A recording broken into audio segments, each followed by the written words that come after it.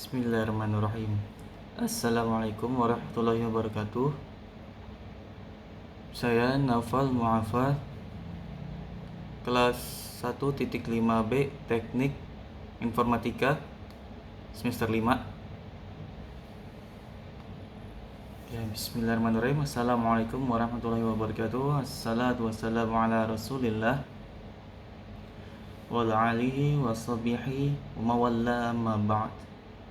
Pemirsa, bersyukur kepada Allah Subhanahu wa taala, kita masih diberikan kenikmatan sehat dan panjang umur.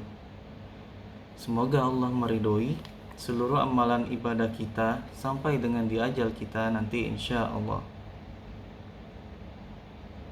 Allah berfirman di Quran surah kedua, yaitu Al-Baqarah ayat 185, bahwa ketika Quran itu diturunkan, fungsinya adalah hudal linnas, pedoman kehidupan bagi seluruh manusia. Episode kali ini kita akan detailkan konsep pedoman ini dalam keterangan para ulama yang memberikan petunjuk kepada kita tentang detail aktualisasi nilai Al-Quran ini dalam praktek kehidupan. Mari kita ambil beberapa bagian untuk jadi contoh aplikasi termudah dalam kehidupan kita. Kita ambil tema pendidikan misalnya. Saat ada di antara sekian kita menuntut ilmu, belajar di beberapa sekolah, bagaimana kemudian menurunkan ayat-ayat yang untuk kita pedomani dalam kehidupan kita. Kita ambil contoh misalnya Quran surat ke-96 ayat pertama sampai ke-5. Quran surat ke-9 ayat ke-122, terus Quran surah ke-58 ayat ke-11. Kita turunkan ini ke dalam keterangan Nabi Muhammad SAW yang dihimpun nanti oleh para sahabat dan diriwayatkan oleh para ulama-ulama hadis. Kita ambil contoh pertama, bagaimana seorang pelajar ingin dipermudah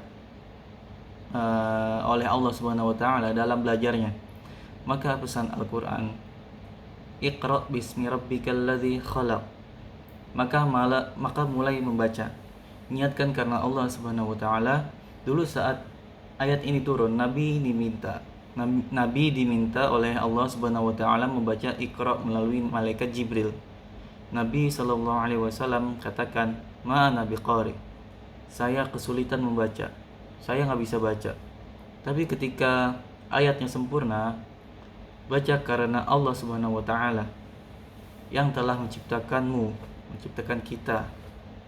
Menciptakan kamu saja begitu mudah, apalagi hanya membuat kamu untuk memahami bisa baca.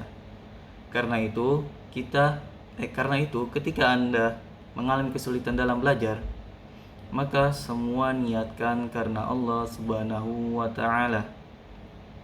Mintakan karena Allah, lalu berusaha untuk memahami setiap pelajaran yang Anda niatkan untuk bisa mendalaminya.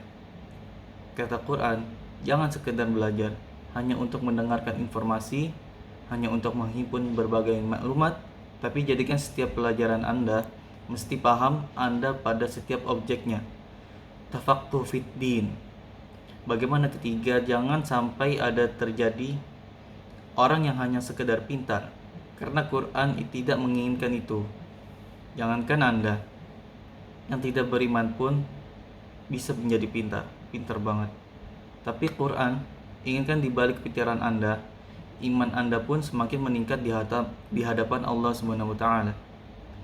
Nah, saudaraku, yang paling menarik dalam konsep ini, ternyata semua konsep turunan Al-Quran didetilkan lagi oleh Nabi Muhammad SAW, dihimpun oleh para sahabat dan dikumpulkan oleh para imam, para ulama hadis untuk jadi satu kitab hadis.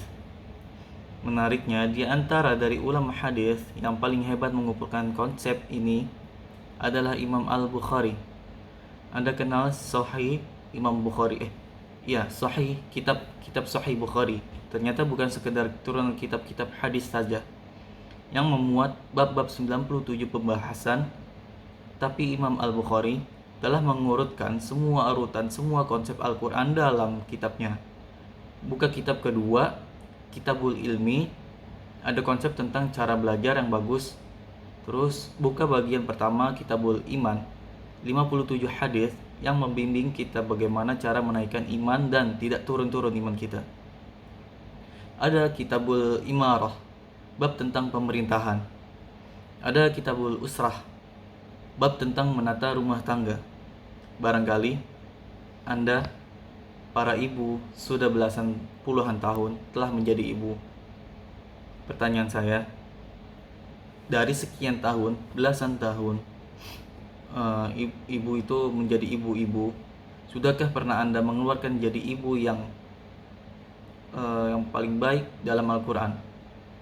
Duhai Anda yang pebisnis, duhai Anda yang pembisnis, kenapa Anda tidak mencoba menurunkan ayat-ayat bisnis dalam Al-Quran dan turunannya dalam keterangan Nabi SAW?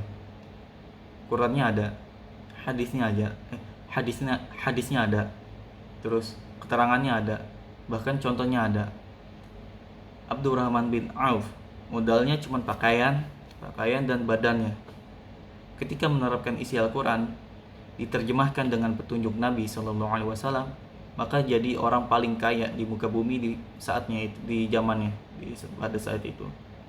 Ada Ali bin Abi Thalib yang jenius luar biasa setelah menerapkan isi Al-Quran. Terus ada Abdullah ibn Mas'ud, hakim agung yang luar biasa. Momentumnya didapatkan ketika menerapkan nilai-nilai Al-Quran. Pertanyaannya adalah, sampai detik ini nih, sampai video ini dibuat, Qurannya tidak berubah, terus hadisnya tidak berubah juga, kitabnya sampai sekarang masih ada. Tapi adakah keinginan yang kuat dari Anda, dari kita, untuk mempraktikkan semua nilai Quran dan hadis itu? Selamat mencoba. Keluarkan ayat-ayatnya, terus ikuti petunjuknya. Kita butuh Utsman yang baru, Utsman bin Affan yang baru. Kita butuh Umar bin Ibn Khattab yang baru. Kita butuh Ali bin Abi Thalib yang baru. Terus kita butuh Abdullah bin Ibn Mas'ud yang baru. Barangkali di negeri kita khususnya bukan kurang orang pintar, tapi kurang orang-orang yang mempraktikkan nilai-nilai Quran, sehingga kepintarannya bisa mewujudkan kesejahteraan bagi bangsa dan negara kita khususnya. Lalu statement yang menjadi penutup ke kajian kita hari ini, indama takunu wahida sayutir ala afkarik, wa indama takunu ma'an nas sayutir ala lisanik, wa indama takunu tuhaqqiqun najah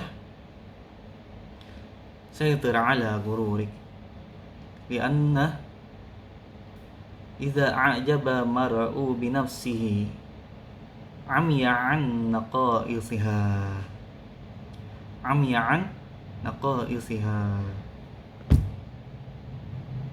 Tamam. Hakada.